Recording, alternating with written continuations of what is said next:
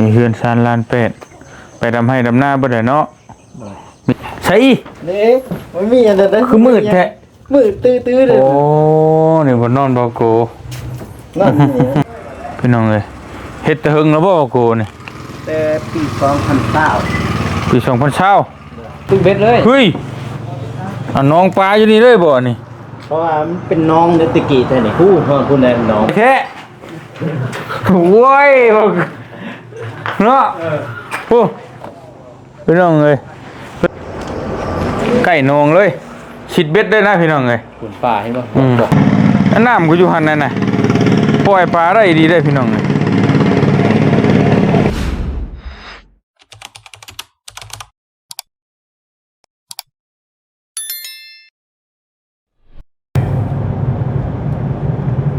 ไปพี่น้องเอ้ยจวดจาด มาแต่เปลี่ยนยางรถพอดีผ่านมาทางบ้านเบาโกพอดีก็เลยสิเวะเบิ่งก่อนพี่น้องเอ้ยเนาะรวมเลยบ้านเบาโกชาแนลฮะอันนี้บ่เบาโกโอ้เป็ดร้อยนี่โถเรียนไปหาเป็ดลูกสูงโอ้พี่น้องเอ้ยเนาะอยู่ใช้เฮือนน่ะหลังใดลังพุ่นลังนี้ลังพุ่นอันนี้แม่นอันนี้ก็แม่นนั่นก็แม่นโอ้รถไปได้บ่ถ้าสิไปชื่อนี้ได้ตัวนี้น้องเลยห้องเอาเลยมึกได้ไปซื้อนี่อ๋อเจ๊เขาจะแก้เรื่องใจเย็นเห็นว่าก็ได้วิทัวได้โอ้ยวิรถเลยโอ้ยตับรถไว้ดินน้ำสักมา FC เพิ่นอยากเห็นเฮือนเบ้าโก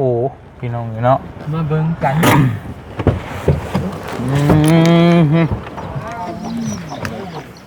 หาก็ได้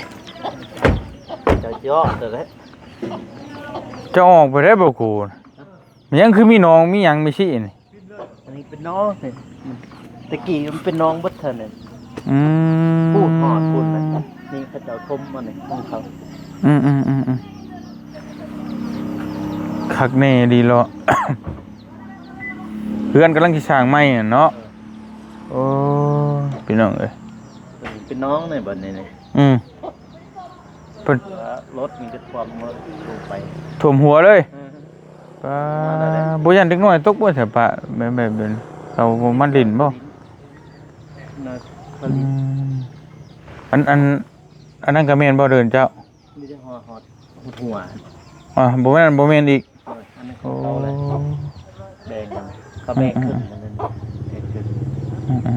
เพื่อนเจ้าน่ะเนาะเพื่อนช่างใหม่นี่ก็แม่นโตต้องเด้ออย่าขี้หมูฮะนี่เฮือนเบาโกรถขึ้นหลายแท้เจ้ามันดำหน้าบ่มาดำหน้าซอยมาจากดำหน้าจากพี่น้องเลยตื่นไปติ๊กนักนี่เฮือนเบาโกนี่เนาะหลายคู่หลายคนก็จะเห็นพี่น้องเลยสบายดีเด้อพี่น้องเด้อบัดทุกคู่ทุกคนเด้อเนาะมาเยี่ยมยามเพื่อนเบาโกฮะมีอยู่ไอ้โดย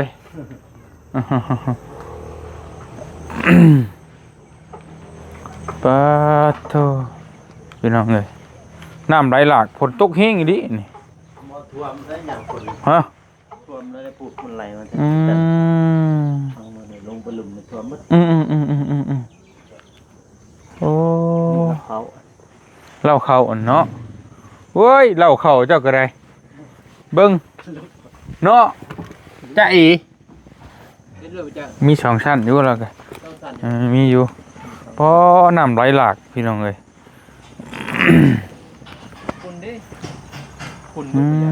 หนทางอันนี้นะขึ้นมาทางนี้ก็ได้บ่ตอนไล่ทหารเขาออกมาทหารไม่ใช่ดิถ่ายครับอ๋ออยู่ใกล้ๆทหารบ่เจ้าป๊อดโธ่ยังมาจะออกมาถ่ายมาทางนี้ขี่รถหลอดไปเลยออกมาเห็นบ่ เอาเพียกมาหยังเอามา อื หยัง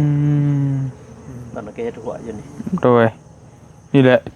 FC จากเบิ่งเฮือนเบาโกพี่น้องนี่เนาะ เงินเก่า ขอกงัวบ่ขอกควาย ของหมด จุสิมีงัวหลายเนาะเบิ่งจากขี่มันนี่พี่น้องเอ้ย กำลังขึ้นนี่ ว่าหลายเติบอยู่เบิ่งข่อยเบิ่งนี่ได้พอสมควรอยู่โตพี่น้องเอ้ยนี่เฮือนซานลานเป็ดไปดำให้ดำหน้าบ่ได้เนาะมีจิลีอยู่พี่น้องเอ้ยครอบครัวเราก็ใหญ่เติบบ่อันนี้เฮือนโกเฮือนเข้าบ่ เดินนั่นแหละ อยู่พุ่นน่ะกำลังสิสร้างใหม่ ที่ตาย โอ้ ไผจะใส่น้ำเกลือเจ้าบ่ บ่พี่น้อง อืมเอ้าใส่มื้อคืนนี่โลด ขึ้นนี่ โอ้ยเนาะ มันมาแต่มาแต่นี่พี่น้อง เดี๋ยวว่าเจ้าใส่ตั้งแต่ข้าวลดลงหั่นนะบ่เห็นบ่พี่น้องเอ้ยโตได้เรื่อง ขึ้นเทิงบ่ หึ ขึ้นเทิงบ่ ขึ้นก็ได้บ่เฮาก็บ่ฮู้เด้ว่าเจ้าของเฮือนพาขึ้นเนาะขึ้นกระลุง เพิ่นบ่ให้ขึ้นครับบ่ขึ้นเพิ่นให้ขึ้นเฮาก็มาขึ้นมาเบิ่ง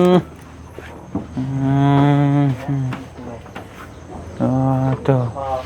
ไผน่ะ พอ พ่อ โดย โอ้สบายดีเด้อพ่อเด้อ สบายดี สบายดี เดินโทรศัพท์ โอ้โดยมาเยี่ยมมายามเพื่อน จ้า บ่เป็นหยังพี่น้องเอ้ยประมาณนี้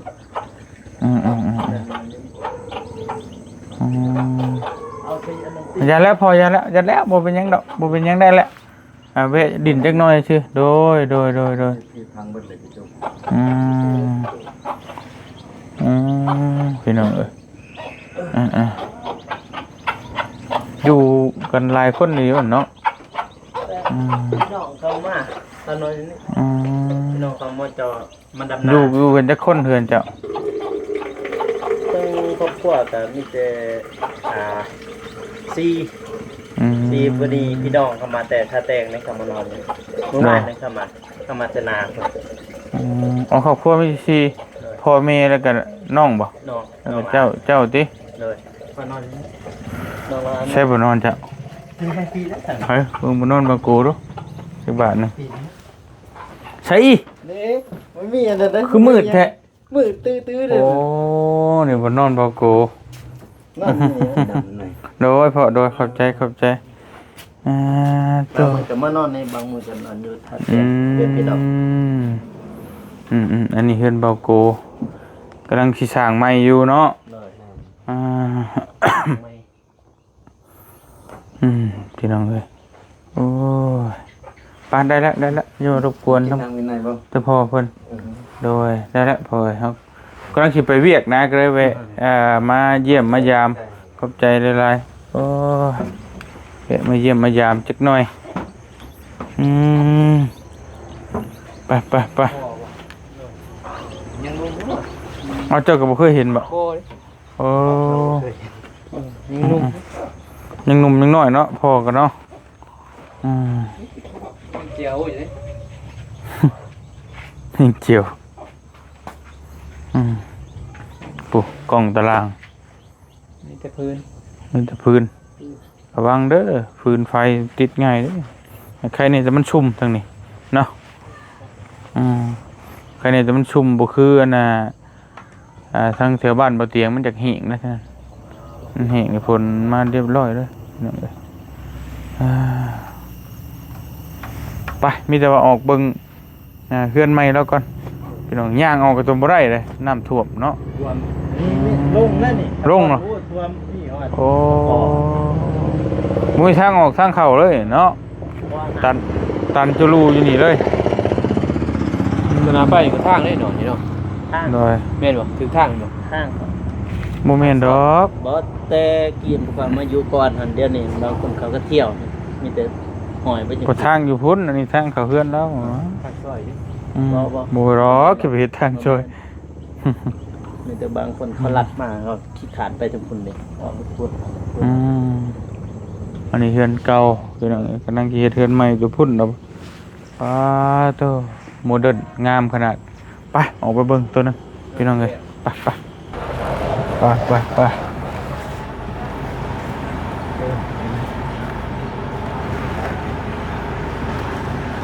โอ้โยไป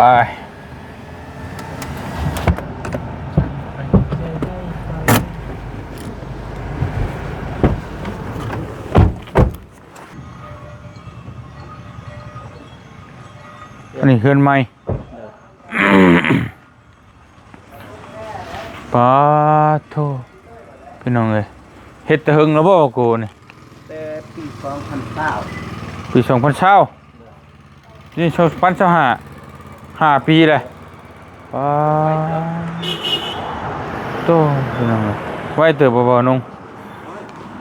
เพราะว่าบ่ไว้บ่ได้ได้5ปีเนาะบ่กูเนาะ10 ปีอยู่พุ่นได้ จะเว้าสิเป็นนั่นได้เด้อเว้าขึ้นน้อยมุกน้อยใจแท้เนาะว่าไปขึ้นน้อยใจจังได๋บ่ฮู้ปา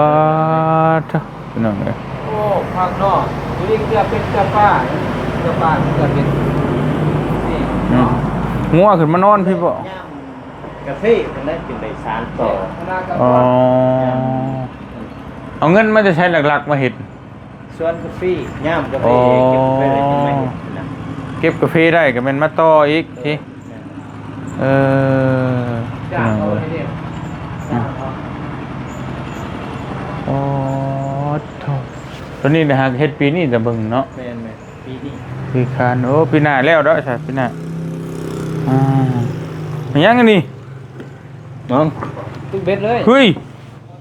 เอาน้องปลาอยู่นี่เลยบ่นี่ เพราะว่ามันเป็นน้องเดตะกี้แท้นี่ฮู้เพิ่นคุณได้น้อง โอ้บอกโกสร้างเฮ็ดแท้นี่ เฮ็ดเลยป่ะนี่บ่ทมเลยป่ะ มาชมเลยบ่ บ่ได้ทม เฮ็ดไว้ไปสิแล้วก็ปล่อยปลาเลย จักเล่นยามถ้ามันแล้วยามแรงหันบกยามพ้นถิ่นพี่ฮอนนี่แหละ อืม สร้างเฮ็ดแต่ เพราะว่าตะกี้มันเป็นน้องเลยมันเป็นน้องมาเนี่ยพอเราบอกผมมีเงินผมก็ก่อเซาขึ้นเลยนะ อื ก็พอ ม เนาะ เฮ็ดเป็นห้องปันพุ่นละห้องเลยของบ่โกห้องน้องพ่อแม่เนาะทั้งพี่ก็เป็นอันนั้นได้พี่น้องเอ้ยเป็นน้องเอ้าห้องไผนี่ห้องไผตัวนี้ ทีนี้ว่าเจ้าของแท้ ปงเยี่ยมขึ้นหน่อยแท้โว้ยบอกเนาะโอ้พี่น้องเอ้ยตัวนี้เพิ่นใหญ่อยู่ตัวนี้เพิ่นน้อย รับเพิ่นเหรอโอ้เนาะทางนี้มันหนาวดิ อืม กันดิ โว้ยบานนี่สร้างเอาพิเศษเด้อชื่อตัวไปนี่บ่มีดอกนี่ เฮ็ดเองจ้ะ มาตรฐานมันหา10เซนเด้นี่ประมัน30บ่ฮอดบ่ 20ปลายฮอดครับ30บ่โกแหละอันนี้น่ะห้องนี้น่ะค่อยว่าคัก อันนี้เฮ็ด หืม พอยังไงมันโกใส่อยู่มันบอกว่า อ๋อ มันระบายน้ำมือจักอันนี้เนาะ อืม มันน้ำลูกพื้นเด้ สำนี้คืออยู่สิใครนี้นี่สองบานตัวนี้ โอ้ยเนาะใกล้นองเลยชิดเบ็ดได้นะพี่น้องเอ้ย ขุนป่าเห็นป่ะ อืม บอก มีปลาบ่โกมีเลยเนาะ นายจะมีป่าบอลนะเพราะว่าบอลเป็นน้อง อืม ดินเข้าก็ทมนี่ก็ทมปีกายเนี่ย อืมไม่สมบูรณ์แล้วปูเฮือนใช่เลย เลย โอ้เจ้าก็สร้างเห็ดเนาะคัดชิกดีน้องเป็ดลอยต้องลองเลี้ยงปลาปล่อยปลาไปเลยอยากจะกินกับบ่ยากตื่นนอนมาก็ย้อนเบ็ดลง ยามแต่เขาสิยังเอามาทันเขาสิ มันตั้นอยู่อันนี้ตั้น บ่ทันไผ โอ้ยเด็กหน่อยพูดเถอะ โอ้เด็กน้อยก็ดูเฮือนเจ้าของอยู่นี่ก็บ่ว่าก็สิเอาว้าว เนาะ ฮะ ที่ห้องได้ดินนี่เด้ ยามแบบว่ายาม เพื่อนบ่โกบ่ธรรมดามีเฮือนห้องใต้ดิน ใต้ดินก็เป็นใต้บาดาลพุ่น ว่า อ๋อ ดา เลี้ยงพญานาคไว้จ้ะ ปล่อยไว้ในน้ำไว้อยู่ โอ้ร่อยดินี่ คักคักคัก เป็นทางลงเพราะว่า พี่น้องเลยสนิทกับน้องโอ้ถึงสี่เลยเนาะโอ้โหพุ่นน่ะอาจจะเห็นถึงสี่เลยบ่ครูฮะ คนลังเนี่ย น้ำก็อยู่ในหันบ่เฮ้ย คนลังไม่รู้หนัก อันน้ำก็อยู่หันนั่นน่ะปล่อยปลาได้ดีได้พี่น้องอาก็เห็นได้ครั้งแรกได้ขวดกระดัก ย่ำนี่ปล่อยปลาไหนนี่นะ ยามแรกมันบกบ่ บกเบิ่เลยอย่างไร เราก็สร้างเห็ดพอตะกี้พอถูกเลยน้องฮอดกาแฟกินบ่ค่อยได้ฮอดเช้านี่ฮอดเช้านี่ จุเลยนี่เนาะปริละกันหันกับเจ้าก็เห็ดน้องอ้อมหัวไว้ยันคนรักอะอ้อมหัวไว้แล้วก็ปล่อยปลาแต่เจาะหูให้เขามันมาอยู่นี้ โอ้รู้แล้วหันเบิ่งน่ะ เอ้ามันเข่าอยู่ห่มเลยเสียงดินปลาบัวนอนพังเสียงปลาบัดตัว น้ำแรงนี่บกเบิดข้างในน้ำฝนนี่มี ปีหน้านี่คือสิแล้วอยู่แล้วนี่เนาะพี่น้องเอ้ยแล้วอยู่ดอกเฮ็ด5 ปีแล้วติ 5 ปี เก็บหอมรอมริดมาเนาะพี่น้องเอ้ยไปมาเบิ่งทางหน้ามันมาเบิ่งอยู่หน้าทาง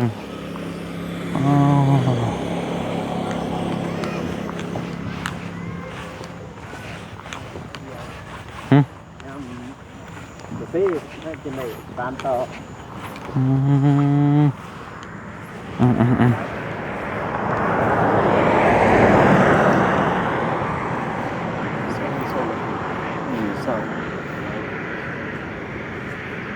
เป็นหลายเติบเลยเนาะ หลายเติบอยู่โอ้พี่น้องเอ้ยเอ้าเด้อมาได้เด้อผู้ใดมาเยี่ยมมายามเบาโกอยู่บ้านหยังเบาโกนี่ บ้านลีเจือง ลีเจือง โดยบ้านลีเจืองเมืองปักซอง เมืองปากซองแขวงจำปาสักเนาะบ้านลีเจืองโอ้สร้างชื่อแท้พี่น้องในบ้านก็ได้ลีเจืองลีเจืองอยู่มาสมมุติว่ามาแต่เมืองท่าแตงอยู่ซ้ายมือเนาะถ้ามาแต่ในเมืองปากซองนี่มันอยู่ขวามืออยู่นี่แหละพี่น้องเอ้ยตัวหน้าบ้านนี่มันสิมีกกหยังบ่กิเล็กบ่กกหยังกกรูหยังเนาะกกรูไล่บ่แม่นแต่กกหยังบ่แม่นได้กกกำสาบ่แม่นแล้วคือเป็นผู้มาดู แม่นแต่ว่าไม่ดูปลูกนะไม่ดูปลูกอันนี้ ไปปลูก นี่หน้าบ้านพี่น้องเนาะก็อยู่หิมทางยางได้พี่น้องเลยอนาคตเนี่ยเปิดห้านค้าห้านขายก็ได้สุดยอดห้านเป็นรถ ไปก็เป็นที่แปลง เป็นก็ว่าใช่เจ้าของกันนะเจ้าของถนัดแปลงรถแต่ว่าใช่เจ้าของโอ้ย ทำเลขคักนี่ เจ้าก็มาเปิดเลยเนาะบ่โก แต่เพิ่นลงทุนเนาะ เฮ็ดบุญกัน แปลงก็บ่โกนี่ดิกำนันไหวพอแล้วเนาะก็ไหวเลยกำนัน คนเอิ้นน้ำหลังก็สิบ่ได้ยินดอกเขาว่าเนาะ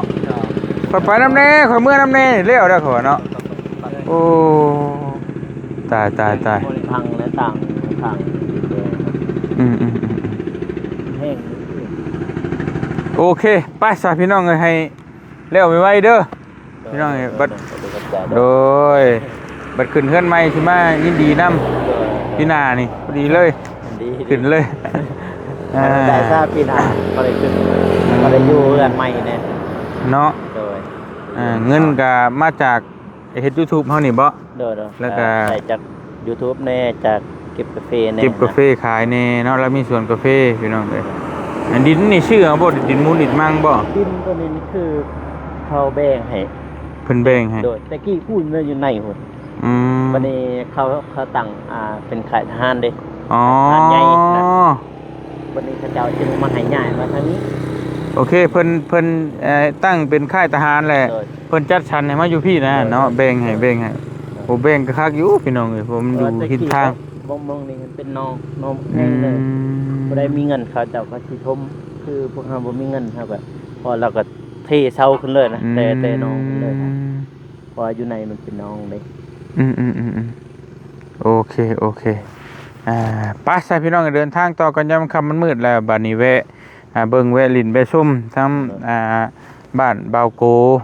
เนาะ FC ก็อยากเห็นหลายคนอยากให้ถ่ายให้เบิ่งบ้านเบาเจ็บเบาโกเบาตูนเบานงทีมงานลาวใต้ว่าอยากเห็นแน่ว่าซั่นพี่น้องแต่บ่เห็นแม่เราบ่เห็นน้องเราเห็นแต่พ่อเพิ่นบ่ได้ไปหน้าบ่ แม่กับน้อง ไปแม่กับน้องเนาะ ไป โดยพออยู่เพื่อนกับเบาโกเขาไปเบี้ยพี่น้องเลยไปซะเดินทางก่อนอยู่ดีมีแห้งบัดสุขุทุกคนเด้อพี่น้องเลยสบายดีถ่ายให้เบิ่งเด้อเฮือนเบาโก FC บ๊ายบายไป